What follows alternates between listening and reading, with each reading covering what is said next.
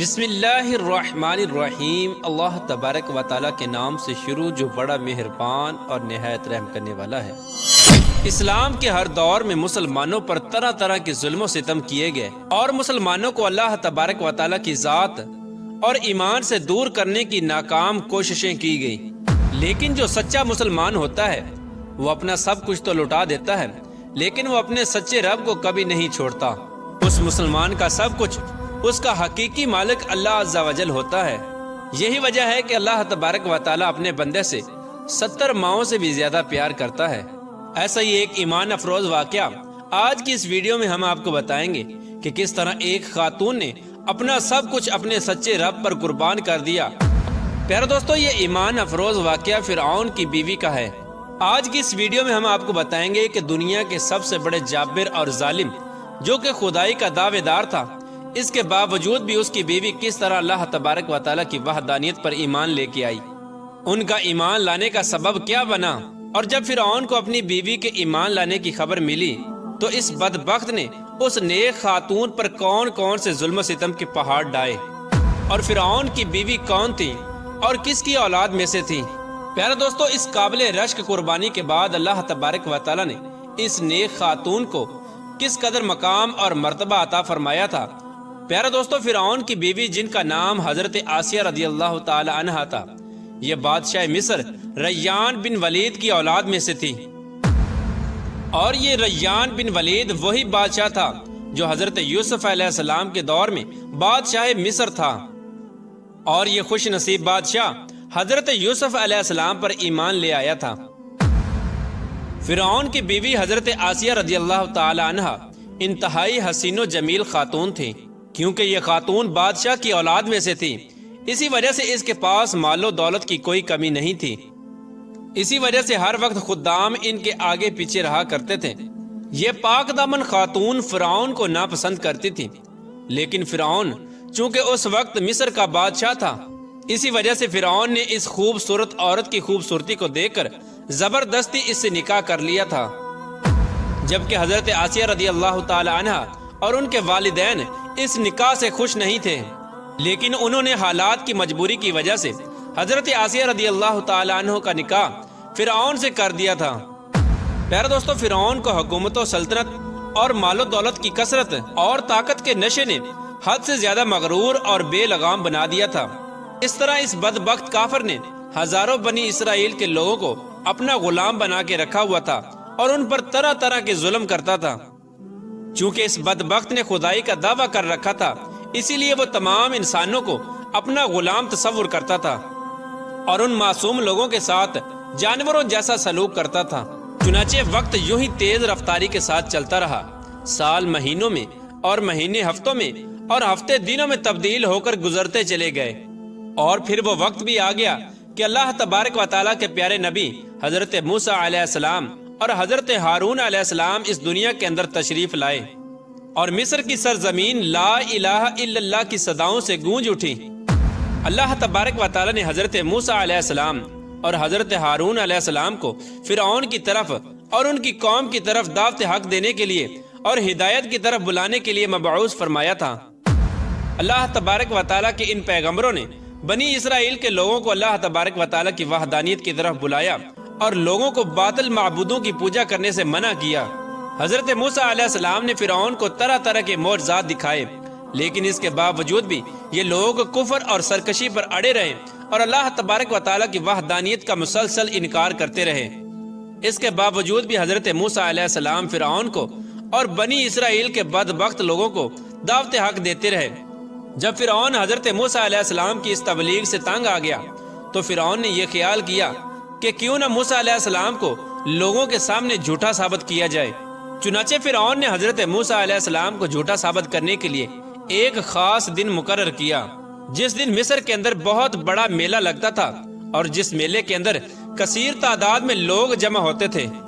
چنانچہ فرعون نے مصر کے تمام بڑے بڑے جادوگروں کو بلایا اور حضرت موسیٰ علیہ السلام کو جھوٹا ثابت کرنے کا کہا۔ چنانچہ جب وہ میلے کا دن آیا تو ایک وسیع و عریض میدان سجایا گیا، اور ادھر فرعون اپنی فرعونیت کے نشے میں مخمور ہو کر اپنے عالی شان تخت پر جا بیٹھا، اور سلطنت کے کونے کونے سے بلائے گئے बड़े बड़े जादूगर भी जमा हो चुके थे और इस तरह हजारों अफराद का मजमा भी जमा हो चुका था और ये हक और बातिल का अजीम तरीन मार्का था जिसको देखने के लिए बेशुमार लोग जमा हुए थे। और इधर अल्लाह तबारक व तआला के सच्चे नबी हजरत मूसा अलैहिस्सलाम और हजरत हारून अलैहिस्सलाम भी तशरीफ ला चुके थे और हजरत मूसा अलैहिस्सलाम के चेहरे अनवर पर जाहो जलाल नजर आ रहा था। चुनाचे इस अजीम मार्के का आगाज हुआ और जादूगरों ने फिरऔन की इज्जत की कसम खाकर अपने जादू की लाठियां और रस्सियां फेंकनी शुरू कर दी। तो वो लाठियां और रस्सियां एकदम से सांप बनकर पूरे मैदान के अंदर दौड़ने लगी। इन सांपों को देखकर पूरे मजमे के अंदर खौफ और हिरास फैल गया और तमाम लोग बदहवास होकर इधर उधर भागने लगे। इधर फिरऔन और उसके जादूगर अपने नशे में बदमस्त होकर तालियां बजाने लगे और इस मंजर को देखकर खुश होने लगे। और उधर अल्लाह तबारक व तआला ने अपने प्यारे पैगंबर हजरत मूसा अलैहिस्सलाम को अपना असा मुबारक फेंकने का हुक्म दिया। तो उस वक्त हजरत मूसा अलैहिस्सलाम ने अल्लाह तबारक व तआला के हुक्म की तकमील करते हुए अपने असा मुबारक को उन सांपों के हजूम में डाल दिया। चुनाचे देखते ही देखते हजरत मूसा अलैहिस्सलाम का वो असा एक खौफनाक और हैबतनाक अजदहा बनकर नमूदार हुआ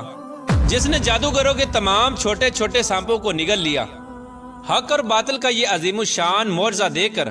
जादूगरों के दिलों में ईमान का नूर चमक उठा और तमाम जादूगर अल्लाह तबारक व तआला की बारगाह में सजदे में गिर गए और तमाम जादूगरों ने अल्लाह तबारक व तआला की वहदानियत की तस्दीक की और अल्लाह तबारक व तआला की सच्ची जात पर ईमान ले आए। चुनाचे जब हजरत मूसा अलैहिस्सलाम के इस अजीमुशान मोर्जे और जादूगरों के ईमान लाने की खबर हजरत आसिया रदी अल्लाह तआला अन्हु को पहुंची तो उस वक्त हजरत आसिया रदी अल्लाह तआला अन्हु के दिल में भी फौरन हक का नूर चमक उठा और इस तरह हजरत आसिया रदी अल्लाह तआला अन्हा अल्लाह तबारक व तआला की वहदानियत पर ईमान ले आई। लेकिन उनका ईमान लाना इतना आसान न था क्योंकि वो एक जाबर और जालिम और खुदाई के दावेदार बदबख्त हुक्मरान की बीवी थी और हजरत आसिया रदी अल्लाह तआला अन्हु के दिल में ये भी डर था कि अगर फिरऔन को मेरे ईमान का पता चल गया तो वह जालिम बादशाह मुझ पर जुल्म सितम के पहाड़ डालेगा और अपने जुल्म की तमाम हदें पार कर देगा। लेकिन इसके बावजूद भी हजरत आसिया रदी अल्लाह तआला अन्हु ने अपना सब कुछ अल्लाह तबारक व तआला की जात पर छोड़ दिया और अल्लाह तबारक व तआला की वहदानियत पर ईमान ले आई। इब्तिदा में हजरत आसिया रदी अल्लाह तआला अन्हु ने अपने ईमान को किसी पर जाहिर न किया। कुछ अरसा यूं ही गुजरता रहा और फिर एक दिन ऐसा अजीबो गरीब वाक़या पेश आया जिस वाक़े के बाद हजरत आसिया रदी अल्लाह तआला अन्हु के दिल में फिरऔन के लिए मजीद गजब की आग भड़क उठी और हजरत आसिया रदी अल्लाह तआला अन्हा फिरऔन से मजीद नफरत करने लगी और फिरऔन के मुसलमानों पर किए जाने वाले जुल्म सितम हजरत आसिया रदी अल्लाह तआला अन्हु के लिए नाकाबिले बर्दाश्त थे।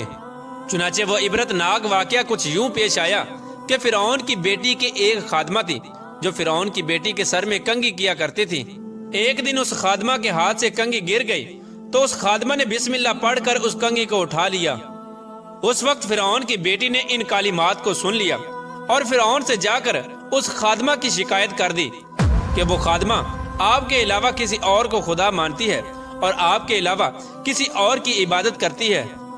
ये बात सुनकर फिरऔन लाल पीला हो गया और उसने गजबनाक होकर उस खादमा को अपने दरबार में बुलाया और उस खादमा के ईमान लाने की हकीकत दरियाफ्त की कि आखिरकार वो किसको खुदा मानती है।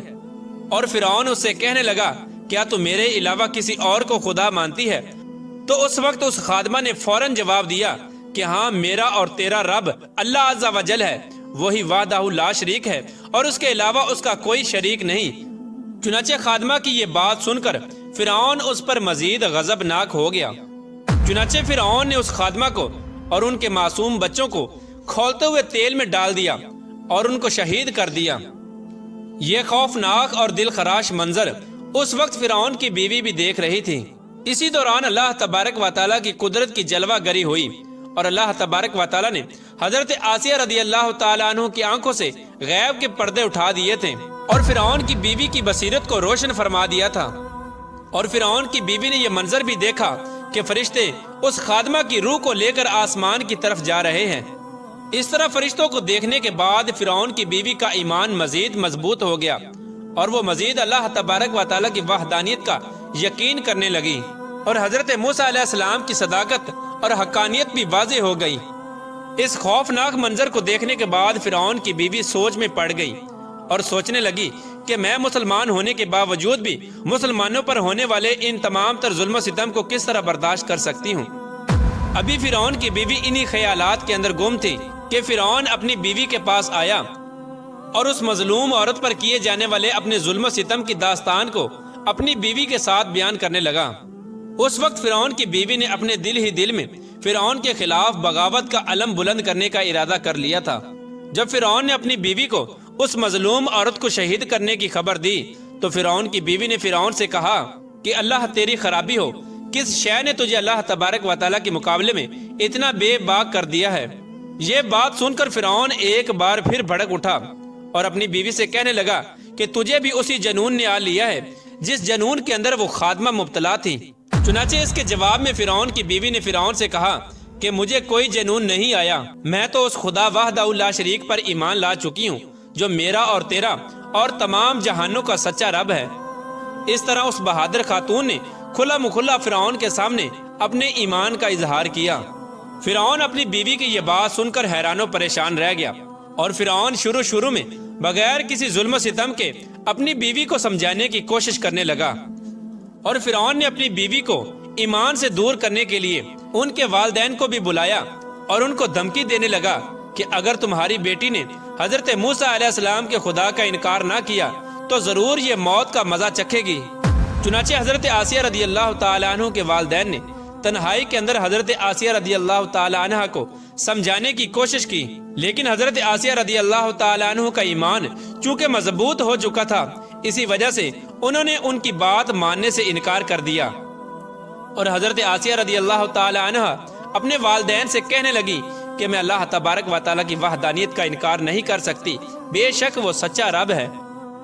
چنانچہ جب فرعون کا یہ حربہ بھی ناکام ہو گیا تو اس وقت فرعون نے اپنی بیوی کو طرح طرح کی اذیتیں دینے کا فیصلہ کیا تاکہ یہ اپنے ایمان سے دور ہو جائے اور مجھ کو خدا ماننے لگے۔ پیارے دوستو، روایات میں آتا ہے کہ فرعون کے حکم سے حضرت آسیہ رضی اللہ تعالی عنہ کو طرح طرح کی اذیتوں کے اندر مبتلا کر دیا گیا، حتیٰ کہ حضرت آسیہ رضی اللہ تعالی عنہ کے ہاتھوں اور پاؤں میں میخیں لگا کر دھوپ کے اندر سورج کی طرف رخ کر کے لٹا دیا گیا، اور آپ کے سینے کے اوپر چکی کا 12 بھرکم پتھر رکھ دیا گیا تاکہ آپ ہل نہ سکیں۔ لیکن ان تمام تر تکالیف اور مصائب کے باوجود بھی حضرت آسیہ رضی اللہ تعالی عنہ کے ایمان کے اندر ذرہ برابر بھی کمی نہ آئی، بلکہ ان تمام تر تکالیف کے باوجود بھی آپ کے ایمان کے اندر مزید اضافہ ہوتا چلا گیا۔ چنانچہ جب فرعون نے ان تمام تر تکالیف کے بعد اپنی بیوی سے ایمان سے پھرنے کا کہا تو حضرت آسیہ رضی اللہ تعالی عنہ نے بڑا ہی ایمان افروز اور ایمان کو تازہ کر دینے والا جواب دیا، جس سے فرعون کا گھمنڈ خاک میں مل گیا، اور فرعون حضرت آسیہ رضی اللہ تعالی عنہ کے ایمان اور ہمت کے آگے گھٹنے ٹیکنے پر مجبور ہو گیا۔ چنانچہ حضرت آسیہ رضی اللہ تعالی عنہ نے ارشاد فرمایا، اے دشمن خدا اور ظالم انسان، تو میرے وجود پر تو قادر ہو سکتا ہے، لیکن میرا دل اللہ تبارک و تعالیٰ کی پناہ میں ہے۔ اگر تو میرے جسم کے ہر حصے کو بھی کاٹ دے تب بھی میرا عشق اور ایمان اللہ تبارک و تعالیٰ کی بارگاہ میں بڑھتا چلا جائے گا۔ اسی دوران جب حضرت آسیہ رضی اللہ تعالی عنہ پر ظلم و ستم کے پہاڑ گرائے جا رہے تھے، حضرت موسیٰ علیہ السلام وہاں سے گزرے تو حضرت موسیٰ علیہ السلام سے حضرت آسیہ رضی اللہ تعالی عنہ نے پوچھا، کیا میرا رب مجھ سے راضی ہے؟ تو حضرت موسیٰ علیہ السلام نے ارشاد فرمایا، اے آسیہ رضی اللہ تعالی عنہ، آسمان کے فرشتے تیرے انتظار میں ہیں اور اللہ تبارک و تعالیٰ تیرے ایمان اور تیرے کارناموں پر فخر فرماتا ہے۔ آپ اللہ تبارک و تعالیٰ کی بارگاہ میں سوال کریں، آپ کی ہر حاجت پوری کی جائے گی۔ اس وقت حضرت آسیہ رضی اللہ تعالی عنہ نے اللہ تبارک و تعالیٰ کی بارگاہ میں یہ دردناک دعا کی، اے میرے پروردگار، میرے لیے اپنے پاس جنت میں ایک گھر بنا اور مجھے فرعون اور اس کے ظلم سے نجات دے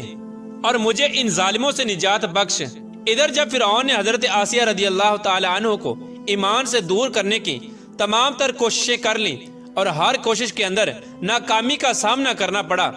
تو اس وقت فرعون نے حضرت آسیہ رضی اللہ تعالی عنہ کو شہید کرنے کا فیصلہ کر لیا، اور آخری حربے کے طور پر فرعون نے اپنے کارندوں سے کہا کہ ایک بہت بڑی چٹان لے کر آؤ، اگر یہ چٹان دے کر اپنے ایمان پر قائم رہتی ہے تو یہ چٹان اس پر گرا دینا، اور اگر یہ ایمان سے پھر جاتی ہے تو پھر یہ میری بیوی ہے۔ پیارے دوستو، اس خوفناک منظر کے وقت جہاں ایک طرف زندگی ہے اور دوسری طرف موت کھڑی ہے، تو اس وقت حضرت آسیہ رضی اللہ تعالی عنہا نے آسمان کی طرف نگاہ اٹھا کر دیکھی تو جنت کے اندر اپنا سفید موتیوں والا محل نظر آیا، جس سے آپ کا ایمان مزید بڑھ گیا، اور اسی حالت میں آپ کی روح پرواز کر جاتی ہے، اور اس کے بعد آپ رضی اللہ تعالی عنہ کے جسم مبارک پر وہ چٹان گرا دی جاتی ہے، اور وہ چٹان ایسے بدن پر گرتی ہے جس میں روح نہیں ہوتی۔ اس دردناک واقعے کے دوران جب فرعون اپنی بیوی پر طرح طرح کے ظلم کر رہا تھا، اس وقت اللہ تبارک و تعالی نے اپنے فرشتوں کو حضرت آسیہ رضی اللہ تعالی عنہ پر مقرر کر دیا تھا، اور وہ فرشتے حضرت آسیہ رضی اللہ تعالی عنہ پر سایہ کیے ہوئے تھے، اور ان کو جنت کے اندر اپنا مقام دکھا دیا تھا، جس کی وجہ سے حضرت آسیہ رضی اللہ تعالی عنہ کا ایمان مزید مضبوط ہو گیا، اور فرعون کی تمام مصیبتوں کو آپ بھول گئی۔ اس طرح حضرت آسیہ رضی اللہ تعالی عنہ نے دنیا کی تمام تر تکالیف اور مصیبتوں کو برداشت کیا، لیکن اللہ تبارک و تعالی کی وحدانیت کو نہیں چھوڑا، اور پھر اللہ تبارک و تعالی نے حضرت آسیہ رضی اللہ تعالی عنہ کو وہ مقام عطا فرمایا جو مقام آج تک کسی کو نہیں ملا۔ حضرت آسیہ رضی اللہ تعالی عنہ جب جنت میں جائیں گی تو اللہ تبارک و تعالی ان کو یہ نعمت عطا فرمائے گا کہ وہ جنت میں حضور پاک صلی اللہ تعالی علیہ وآلہ وسلم کی زوجہ محترمہ ہوں گی، اور اللہ تبارک و تعالی ان کا شمار حضور صلی اللہ تعالی علیہ وآلہ وسلم کی ازواج مطہرات میں فرمائے گا۔ اللہ تبارک و تعالی سے دعا ہے کہ اللہ تبارک و تعالی ہمیشہ اپنا عشق اور ایمان سلامت رکھے، اور حضور صلی اللہ تعالی علیہ وآلہ وسلم کی محبت کے اندر جینا مرنا نصیب فرمائے۔